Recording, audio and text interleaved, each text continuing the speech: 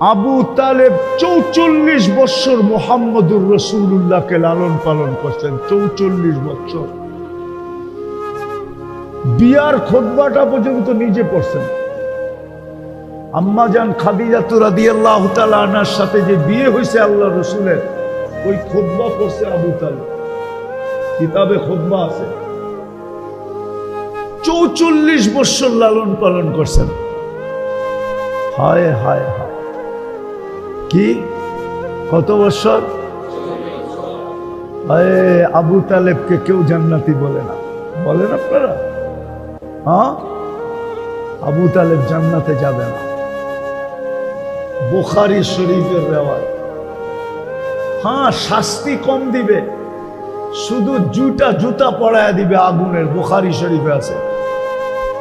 মাথার মগজটি পর্যন্ত টকবক টকবক, বাত ফুটলে যেরকম টকবক টকবক করতে থাকে, মাথার মগজটা এরকম 24 ঘন্টা টকবক টকবক টকবক করতে থাকে।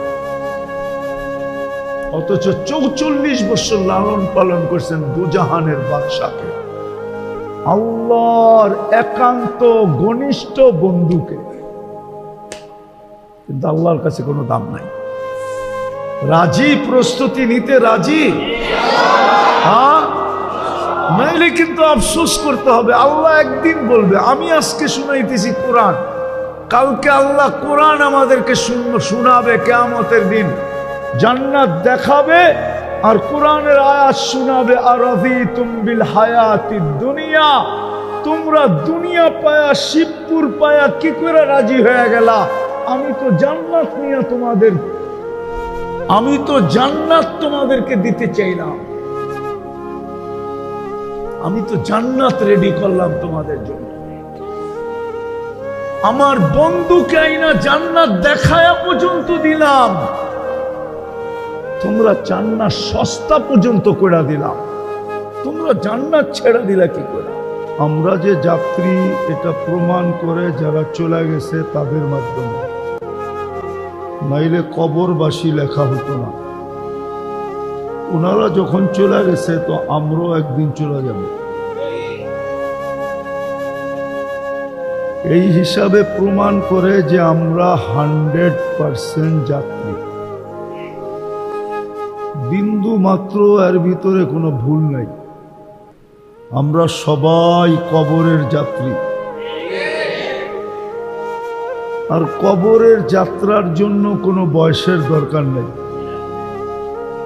আল্লাহর পক্ষ থেকে কোনো বয়স নির্ধারিত করেন না। না কোনো বয়স নির্ধারিত, না কোনো ব্যক্তি নির্ধারিত, না কোনো এলাকা নির্ধারিত, কিছুই নির্ধারিত নেই। সময় আসতে দেরি, উঠাইতে দেরি করবে না, ঠিক না? সময় আসতে দেরি, উঠাইতে দেরি করবে না। 1 সেকেন্ডও এদিক ওদিক হবে না।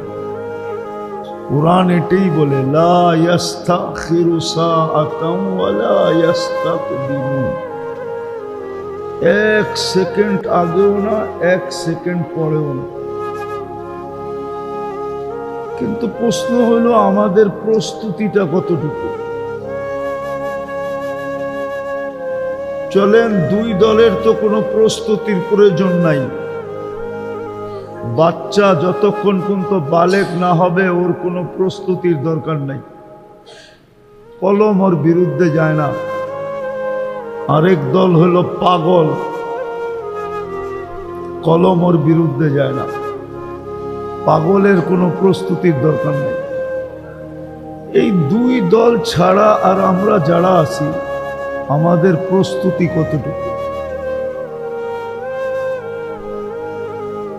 কেননা সত্য এটাই, মানুষ যতই গ্যারান্টি দিয়া জিনিস বানাক, কিন্তু মানুষের কোনো গ্যারান্টি নেই। এটাই সত্য, 1 মিনিটের নাই ভরসা। এজন্য আপনাদের কাছে প্রশ্ন রূপে রাখলাম যে আমাদের প্রস্তুতি কতটুকু, আমরা যে যাত্রী এটা 100% সত্য। যদি যাত্রী না হইতাম তাহলে কবরবাসী রুহের মাগফিরাতে আমাদেরকে একত্রিত হতে হতো না। বোঝা গেল ওনারা চলে গেছে, আমরাও যাব, কিন্তু আমাদের সবার প্রস্তুতি কতটুকু? কবরে তো শুধু প্রস্তুতি দেখবে, আর প্রশ্ন ফাঁস হয়ে গেছে। দুনিয়ার কোনো পরীক্ষা নাই যে পরীক্ষায় প্রশ্ন ফাঁস করে দেওয়া হয়, বরং প্রশ্ন ফাঁস হয়ে গেলে বা করলে এটা দণ্ডনীয় অপরাধ। কিন্তু আল্লাহ তো প্রশ্ন ফাঁস করে দিয়েছেন, মান রাব্বুকা ওমা দীনুকা ওমা হাদার রাজুলু বুইসা ফিকুম। কি আল্লাহ আওয়াজ দিয়ে শুনতে বলে নাই, আল্লাহ বলছে ফাস্তামিউ, মনোযোগ দিয়ে শুনো। আল্লাহর কাছে কি লাউড স্পিকার শব্দ নাই? হ্যাঁ, বিদায় হজে ১৬ লক্ষ ছিল, লাউড স্পিকার কোন কোম্পানির ছিল বলো হুজুররা? কোন কোম্পানির? হ্যাঁ, কোন কোম্পানির লাউড স্পিকার ছিল? আল্লাহ বলছে মনোযোগ দিয়া শুনো,